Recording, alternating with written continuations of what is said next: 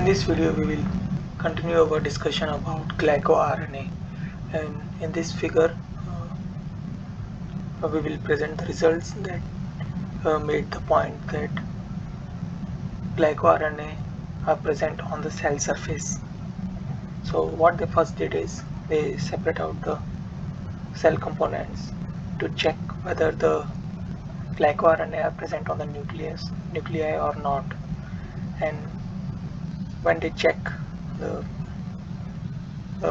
signals that this AC4 manganese signal in the nuclei compartment, they did not see any signals for the GlycoRNA.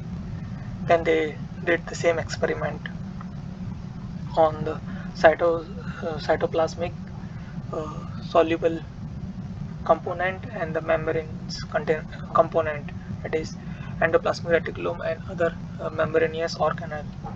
And in this they can see the signals, GlycoRNA signals in the membranous organelles compartment.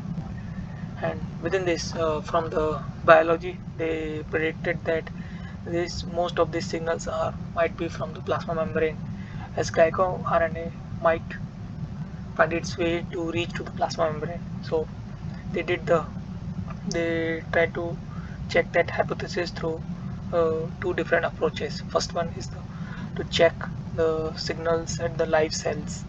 So what they did is they check the GlycoRNA signals on the live cells. First is without salidase treatment, and second is with salidase treatment. As from the previous figures from the previous experiment, they made a point that these GlycoRNA are rich in salicylic acid and fucose. So when they treat the live cells with salidase and then check its signals is decreased compared to the condition where they are not, the live cells are not treated with salidase. So this substantiates their hypothesis that GlycoRNA are on the cell surface. And this thing, the figure that is shown in the panel C, in the cells are treated with salidase for 20 minutes, and when they did the treatment with for like 60 minutes, they can see the significant changes with enzyme and without enzyme, in not only in just the one type of cells, but in all the three types of cells that they have used for this project, that is in the HeLa cells, in 293 cells, and K562 cells. This is the suspended cells. So this phenomena is visible both in the suspended cells and also in the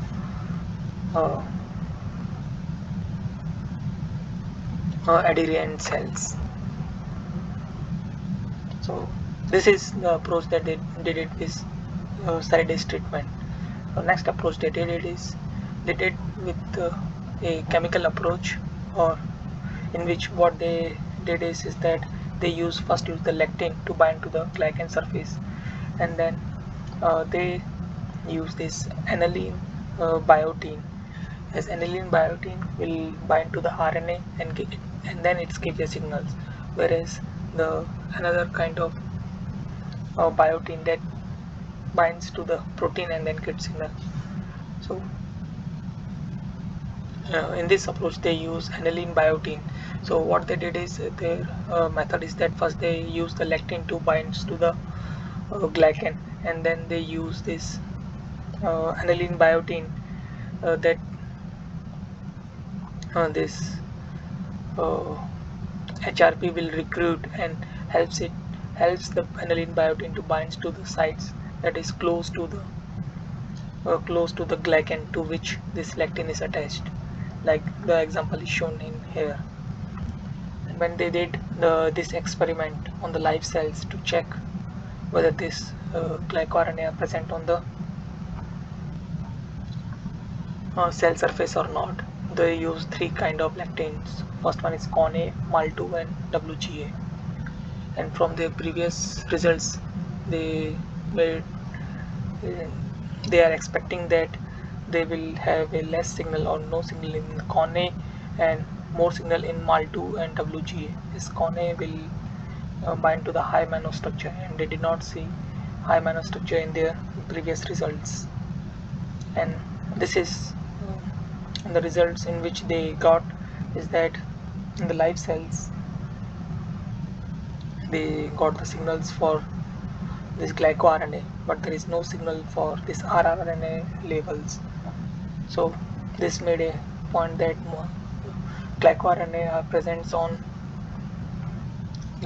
presents at high concentration or heavily on the cell surface. And they also did the experiment without RNase treatment and with RNase treatment also. With RNase treatment the signals got reduced. This shows that these signals are related to the glycoRNA. And when they treat the cells with sialic acid, the signals further got reduced, and because the negative charge in the sialic acid got uh, removed from the glycoRNA, it find itself difficult to travel through the gel. That's why it moves on the higher molecular weight side. And the reason that they said that RNase is not been completely able to remove this band is because that is when biotin aniline binds with the glycoRNA, it modifies itself in a way that RNase will not be able to do its function properly. That's why there is a light band is can be seen both in the case of RNase and also in case of silidase, as the modified glycoRNA will not be properly will not allow this efficient functioning of the silidase and also the RNase. And this experiment they did on live cells, and then when they did the same experiment on the cell lysate to check the content of glycoRNA within the cells, they can see the light bands of both in the case of MAL2 WGA, but there is no band for glycoRNA in the CONA. However, they see some labelings of this rRNA also in all the three lectins. This this shows that there with the weak signals of this lectin glycoRNA in the cell lysate shows that there is less amount of glycoRNA that are present within the cells. However, maximum amount of glycoRNAs uh, are on the cell surface or on the plasma membrane. So this is how they made a hypothesis from this first two panels, and then that the cells are glycoRNA might be on the cell surface, and then they use two different approaches to check their hypothesis. So if you need to understand this thing in details, you can go through the reference that has been provided in the description.